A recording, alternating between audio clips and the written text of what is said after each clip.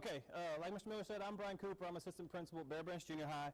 And I wanted to talk to you guys today about what is a PLN, okay? PLN is a personal learning network. I know if you've ever been to an ARD, you hear all the acronyms and stuff. You're like, explain that to me, okay? And you hear a lot of people, PLNs. What is it? And until this summer, I really didn't have an idea what it was. And basically, it's a lot of things. It can be your colleagues, administrators, other mentors, people you have in your life. But the big thing, what I'm really going to hit on today is social media. Social media has opened up PLNs so much, and there's so much you can get out of them. It's often difficult to wrap your head around all of it. And I had a great summer this summer, and I didn't do anything spectacular, but I opened up my PLN, and I've learned so many things and had made so many different connections. And I'm so excited about the school year because I get to use all that now. And I wanted to give you guys some ammunition, some ways to do that for yourself during the year. Because I know during the year you get down, you get caught up in the monotony of things, and if you're not learning new things, it's hard to figure out how to get out of that. And expanding your personal learning network can help you do that. So first off, what's out there? There's a ton of stuff out there. What I'm going to cover today is Twitter, the Facebook, podcasts, Pinterest, blogs, Google+, and Voxer. Those last three, just going to slightly cover because I haven't gotten deep into those yet. Our first one, Facebook, the Facebook. I know in education-wise, we look at it as a bad thing because it's our kid. Usually when we're dealing with Facebook, it's our kids fighting over it, causing problems, posting pictures and stuff like that. But on Facebook, there are some PLN networks. I haven't found a lot because for me, Facebook is my escape to speak to my friends and family members and stuff like that. I have found some things on Facebook, but not a lot because I haven't been looking. There's one really good one that I found, Teacher Helpline. Teacher Helpline is a Facebook page where teachers go on and post questions and people can answer those questions. And I've seen some that are 120, 250 responses long of people just giving people ideas. Hey, can you help me with this? And people just come out and help you. So that's a really good one. Tech Formers Unite. I found that one this summer and I went back and it was good. Over the summertime it drops off, but when school starts, that one cranks back up. My Hullabaloo is another one. It's an elementary school teacher talking about technology in the classroom and different things he uses and answering questions on there. So those are just some that I have found. I thought I was going to have more time, so the sharing aspect of my presentation we're not going to be able to do because we don't have time to go back and forth. But if you know any good ones, start sharing them with the people around here, okay? Next one, Twitter. Oh, my favorite so far. I love Twitter, okay? At first, I didn't get it. I don't care what the Kardashians are doing or eating or who they're dating or not dating. Sports figures, sometimes they're interesting. Most of the time, they just get themselves in trouble. And 150 characters can get you in a ton of trouble. But I've learned to expand it by using Twitter. I've found people literally all over the world that will answer questions and give you stuff for free. Who's heard of Todd Whitaker? Oh, Todd Whitaker fans? Oh my goodness, I know Jeff is. Okay, Todd Whitaker is an awesome speaker on classroom management and things teachers can do and being positive and things like that. He is on Twitter 24/7. If he doesn't post 7 or 8 things a day, you're like, where's Todd? He must be in an airplane somewhere. He will answer questions, and this guy is known worldwide for his educational leadership talks and things. You can connect with people all over the place, okay? If you don't do Twitter, that's fine. If you find someone who has a Twitter handle, you can do a thing called fast follow. Fast follow, just look it up on Google. You send their little Twitter handle, their name, to a number on your phone, and you will get a text message of their tweet every time they send something.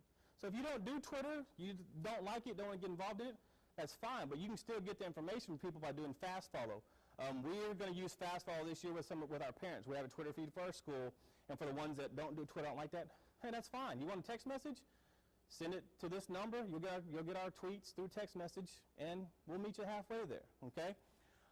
But Twitter has just, I have found so much, and my wife, I drive her nuts with it because I'm at home sitting there scrolling. She's like, what are you doing? You're just playing. It's like, no, I'm actually learning stuff. I'm sorry, I'll put it away, but it's hard for me because I've gotten so many, and I want to look at so many different things from Twitter that It drives her crazy, but I've had a good time with this summer because she's been working. I get to sit at home and play on that. But Twitter is great. If you're not on it, I really suggest you get on it because you can search and find I mean, look up any author that you've read a book on. They're on there. I mean, it's amazing what you can find there. And you can respond back and forth with people. Mostly, I haven't gotten into that too much, but they have these things called Twitter chats, where usually on Sunday nights, there's a real good one. I can't think of the name of it right now off the top of my head, but they'll post questions, and people on Twitter get together, and they bounce ideas back and forth. They'll post a question, and then people answer, and there's people from all over the world, all over the nation, from different educational backgrounds, answering questions from educational technology to classroom management to all kinds of stuff. So Twitter chats have become a big thing, and they're really cool to follow them and learn from people. My next favorite, podcast. Love some podcast. It started off as just a personal thing. I went to University of Texas. I'm a huge Longhorn fan, and a friend of mine was producing a radio show. He's in radio broadcast, and he's like, hey, man, you got to check my podcast. I was like, podcast? What do I care? He goes, just check it out. Okay, Eddie, I'll check it out. So I started listening to it. It's like, I like these fools talking about football. And then, of course, my boy, Clark Howard, personal finance stuff. I love Clark Howard. I couldn't catch his show on TV, on radio. He has podcasts. So I'm going to listen to his podcast. So I started expanding. When on Twitter, I heard I'd see some podcasts. And people, oh, look at our podcast, look at our podcast. So I searched their podcast. Edu All-Stars is a podcast from a guy he's out of Navasota now. He was a elementary teacher here in Waller. He is now a principal at 5th grade campus he was in Waller, he's in Navasota now. He does a podcast every week. He's had Todd Whitaker on there. He's got people, I mean, literally, I think had a lady from Guatemala 2 weeks ago talking about education, different things in classroom, and I have learned and had to go research so many different things by listening to podcasts. I know it's kind of hard to tell, but I do enjoy getting out and walking and jogging, and that's when I listen to my podcast, okay? I'm a little bit thinner over this summer because I did spend a lot of time with podcasts. And I know it's a hard thing to do with podcasts is finding time because you'll download a podcast, it's 2.5 hours long. You're like, I ain't got 2.5 hours to sit down and listen to something. So a little life hack with podcasts, you can change the speed at which you listen to them on this little button on there. It says like it'll have like a little 1. If you punch it, it'll go to 1.5 to 2. And the way people talk when they're doing radio stuff, they're taught to speak real slowly. And here in Texas, we're a little bit faster than that, so we can comprehend it. So that's a little life hack. If you do start listening to podcasts, it's a way to get an hour-long podcast done in 30, 35 minutes. And especially with commercials, I had a little 15-second fast forward. I'll hit that about 6-7 times, sometimes when I get to commercials on them too. So it does look kind of daunting at first when you look at them, but after you get those little hacks and stuff, oh, I can get this stuff. I can listen to it. And my kids hate going on long road trips with me because I'm downloading podcasts. I'm like, oh yes, I get to listen to this one. I get to listen to that. Like, Dad, come on. So because we don't have the headphones in the back of the car just yet. It's like, can you turn that down? It's like, no, I can't hear it. You got to turn your movie up. And we have a battle in the car with that. So, but they'll get over it because I'm learning stuff and doing stuff for work. And again, as far as sharing, if you find some stuff, Edu All-Stars is the one that I really, really like. In my searching, I've seen some really cool ones, especially with history. They have a lot of history ones where it's people doing special big speeches and discussing history. There's a lot of history ones out there that were really, really cool that I found that I haven't gotten into just yet. Pinterest. This is one that I'm not very familiar with. I know in elementary realms, Pinterest is the big thing. It's not one that I use on a regular basis just because I don't. And that's the one thing with personal learning. You got to find what you're comfortable with and what you want to use and use the snot out of it. I know people love Pinterest. I hear about Pinterest all the time. I've used it to look at some cool motorcycles and cars and stuff. But as far as educationally, I haven't used it a whole lot. But I just saw I was checking out Google Plus this morning, and I saw one. It was like 16 things for your classroom or something, like little hacks from Pinterest, just this morning. So it's out there. You have to get in there and search it. It's just one of those things that I haven't gotten into, but I know a lot of other people have.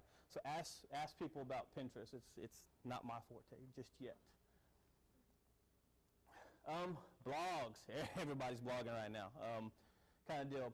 It's another one that when I wrote this, I said I wasn't into them, but as I've really thought about it, I kind of am, because on Twitter, it's usually a feed to a blog, and so you go read a blog. I'm not into blogs where I'm sitting there and I go, oh, the new blog post is coming out from this person. I'm not that kind of guy just yet. I'm sure I'll probably get there in my craziness. But there are tons of blogs. One thing I want to caution with blogs is anybody can do it, so you got to be careful with what you're reading. You may be listening to someone who's just babbling on, doesn't really know what they're talking about. But some pretty famous people do a whole lot of blogging. They put a lot of information out there. Man, it's free. I mean, they just put it out there, and some of it's really good stuff. But it's another one that I say I'm not into. I'm not into like individual blogs where I'm gonna sit there, oh, gotta read their new blog. But I do read blogs pretty often whenever they're, of course, attached to Twitter, which I also love. Voxer. This is it's not a new one. I guess it's a new one for me that I'm really interested in. I just heard about it, of course, on a podcast. I'm real interested in basically what it is. It's an app on phones, either iPhones or Androids, and it's touted as a walkie-talkie communication device. But what it does is you speak a message into this, and you have conversations with people. And so if you and your team are working on something, you get a quick idea, you go to Voxer, hey, I had this idea, it goes to all the people in your group, and then they get to add to the conversation.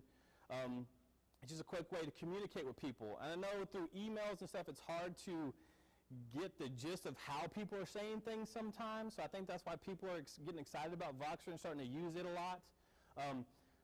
And I've heard on, of course, the podcast I've been listening to that people are connecting with people across the United States with this Voxer thing, and they go to check their Voxer message, they got 150 in a conversation kind of thing. They're saying it's hard to keep up with, but on campus, I can see this be a great way to communicate with people just real quick. You don't have to sit down and go do an email. You pull up your whatever device you have, talk into it, and the conversation's out there and go back and forth. So I think it's a pretty neat tool that I've just now recently learned about and just wanted to throw it out there. So if y'all want to start using it, jump on it and go. I think I have one more. Google Plus. If you're like me, the school district said, make a Google Plus account. I said, okay, and then never went back to it. But I just recently have started to get more into my Google Plus account because I want to keep my Facebook more of my personal stuff. And I like to keep I'm like a little kid that had to have the separation things on his little tray of food. I don't want my food touching. I'm not trying to keep my stuff separated, a little bit. So I'm going to start using my Google Plus as my educational Facebook kind of deal.